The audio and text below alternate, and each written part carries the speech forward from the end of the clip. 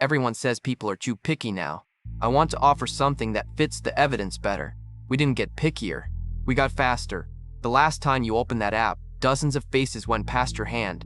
You kept none of them. Not because none of them were good, because you were never really looking at them. You were clearing them. Tonight, 3 things. 1. What actually got trained into us? There is a number for it, and it points the opposite way from what most people assume. 2. Why the question, how do I find the right person, leaves us standing still? Someone wrote that down in 1956, before apps, before the internet, before any of this existed. 3. One thing you can do that is much smaller and much easier than trying harder. Start with your thumb. That movement is a few years old now. You don't have to think about it anymore. It runs on its own. And look at what the movement actually is. It isn't getting to know someone.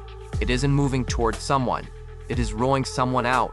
Let me say the important part early, because I don't want it hanging over the rest of this. This is not a flaw in your character. I do the same thing in other rooms. I can spend 2 hours choosing what to watch tonight. I cannot reliably give one person 20 undistracted minutes. So when I say we, I mean it. I'm not standing outside this describing you. Here is why this is in the air right now. In one survey of 1,000 Americans who had used a dating app, roughly 4 out of 5 said the apps left them emotionally, mentally, or physically drained. Sometimes, often, or always. And this year, 2 separate meta-analyses landed within months of each other. One pooled 23 studies and about 26,000 people. The other pooled 27 studies and about 21,000. Both found small to moderate associations between using these apps and a worse psychological picture. Now I have to tell you the honest part, because it changes how much weight any of that can carry. Most of that evidence is a single snapshot in time. A snapshot cannot tell you which way the arrow points.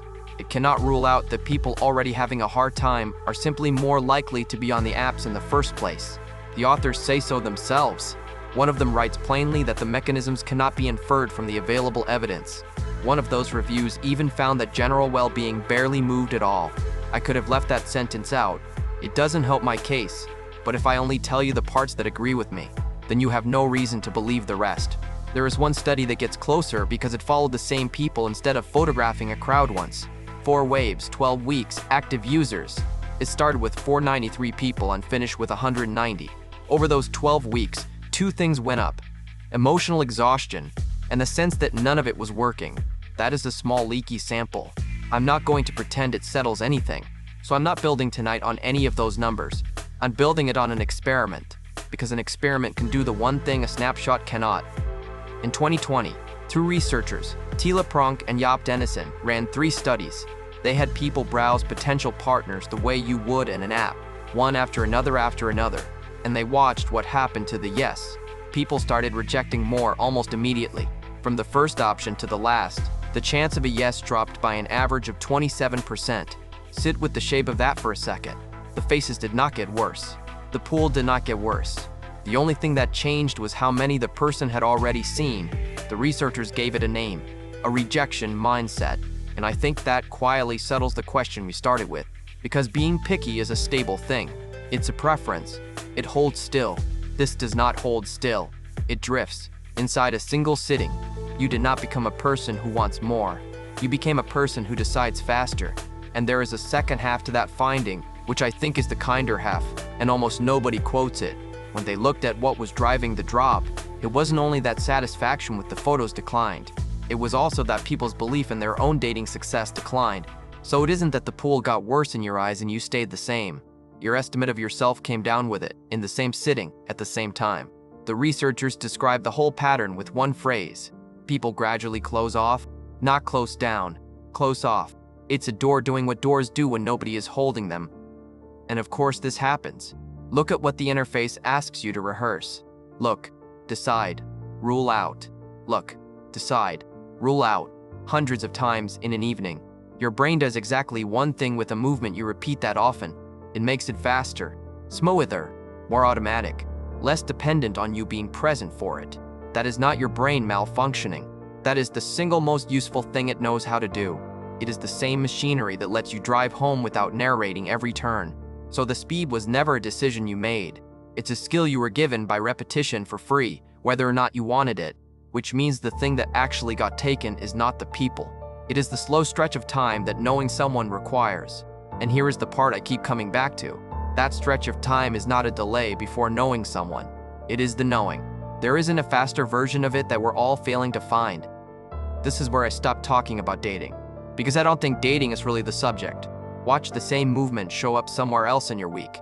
20 minutes choosing what to watch, and then watching nothing. Plans already made with a friend, and still checking what else is on tonight. A restaurant you liked, and a small pull to try a different one, so you never become a regular anywhere. A job that is genuinely fine, with a tab open somewhere in your head asking whether there's a better one. Every one of those has the same shape. Something that used to just be your evening now sits inside a frame that invites comparison. Nobody announced that change. It arrived one convenience at a time, and each convenience was real. Dating apps are not the disease here. They are just the clearest specimen. They are the one place where you can watch it happen to a human face in real time and count it. Which brings me to a man writing in 1956, Erich Fromm, a book called The Art of Loving. No apps, no internet, no swipe, no profile. And he describes your dating profile. He is writing about what people mean when they call someone attractive, and he says it means, and I'm quoting, a nice package of qualities which are popular and sought after on the personality market. The personality market, 1956. He goes further, and it is uncomfortable, so I'll read it the way he wrote it. Two persons fall in love, he says, when they feel they have found the best object available on the market, considering the limitations of their own exchange values. That is a man describing matching, 70 years before anyone built it. But the line that matters most comes earlier, and it's much quieter. He says people assume the problem of love is the problem of an object, not the problem of a faculty. Let me put that in plain words, because everything tonight sits on it. An object is a thing you go and find. A faculty is a capacity you build, and almost everything around us is arranged around the first one. Then Fromm does something I did not expect from a book about love. He gets practical. He says love is an art, in the same sense that music is an art, or carpentry, or medicine. And he says learning any art takes three things. You master the theory, you master the practice, and third, the art has to be a matter of ultimate concern, meaning nothing in your life is allowed to be more important than it while you are learning it.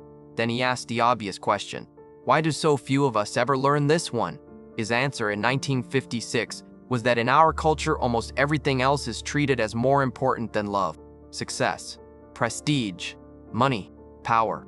Now I want to be careful here because that could sound like an accusation, and I don't think it is one. Those other things have something this one has never had. They have a path, a curriculum, feedback. Someone who tells you whether you're getting better. Nobody hands you any of that for the other thing. There's no syllabus for it, and there never was. So it isn't that we chose money over people. It's that only one of them ever came with instructions. And that is exactly what the apps did. They took the finding column and made it extraordinary, endless, instant, sorted, free. And the other column, the capacity, they didn't touch, not out of malice. Because nobody knows how to build an interface for a capacity, so we all got very, very good at one half of a problem, and the half we got good at was never the half that decides how it goes. That explains something I couldn't explain for a long time. Why more options can feel emptier instead of richer. The obvious answer is that you just haven't found the right one yet. Here's another one sitting underneath it. The ones you didn't pick don't go anywhere. In a room, you choose one person and everyone else goes home. The choice closes behind you. In that frame, nothing closes. The others are still there. There will be new ones by morning. So whatever you do have stays permanently in a state of being compared. And the thing that is being compared cannot become important. Importance is what happens after the comparing stops. That's most of what the word means. Soren Kierkegaard has a phrase for this state, from 1844, and he was not talking about dating or shopping. He said anxiety is the dizziness of freedom, not the pain of a bad option, the vertigo of everything still being possible. He said it's like standing at an edge and looking down, and he makes one strange point about it that I think is the whole thing. The dizziness is not in the drop, it's in the looking. Now, I am not going to tell you to delete anything. Filtering is a genuinely good thing. It's how you find a plumber, an apartment, a flight, a doctor. It has saved us an enormous amount of our lives, and it isn't going anywhere. The problem was never that you use it. The problem is that it is the only column anyone ever built properly. And I'll go further, because I think this gets said far too rarely. Most of the time, swiping fast is correct. You have the evening you have. You cannot give 30 minutes to everyone. Nobody can, and nobody should ask you to. The trouble shows up in exactly one place. when the thing you actually want happens to live on the slow side and the only move you have practiced is a fast one. So here is the small thing. It is deliberately smaller than trying harder. Pick something you are already in, a person you already know, a film you already started, a job that is already fine, a neighborhood you already live in. Give a one stretch of uncompared time. Concretely, 30 minutes with the list closed.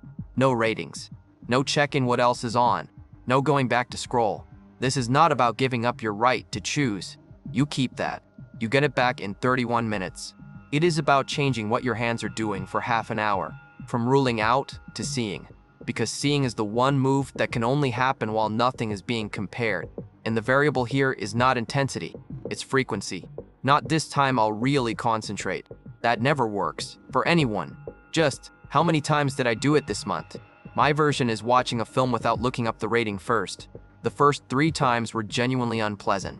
I kept reaching for my phone to find out whether I was allowed to be enjoying it. It was the 4th time before I noticed that the unpleasant part was never the film. So, back to those faces going past your hand, the problem was never that not one of them was any good. The problem is that in a few seconds, nobody can perform the act of knowing another person. Not you. Not me. Nobody has ever done it. That is not a failure of yours. It's just not enough time for that particular thing. The capacity Fromm was talking about does not grow while you are comparing. It grows in the stretch where you have closed the other options. So it isn't that you can't choose. It's that you haven't yet stepped out of the frame that keeps asking you to compare. Tonight you can do one small thing. Take something already in your hands and give it 30 minutes without comparison. It will not find you the right person. I'm not going to promise you that, but it is the only place that other thing has ever grown.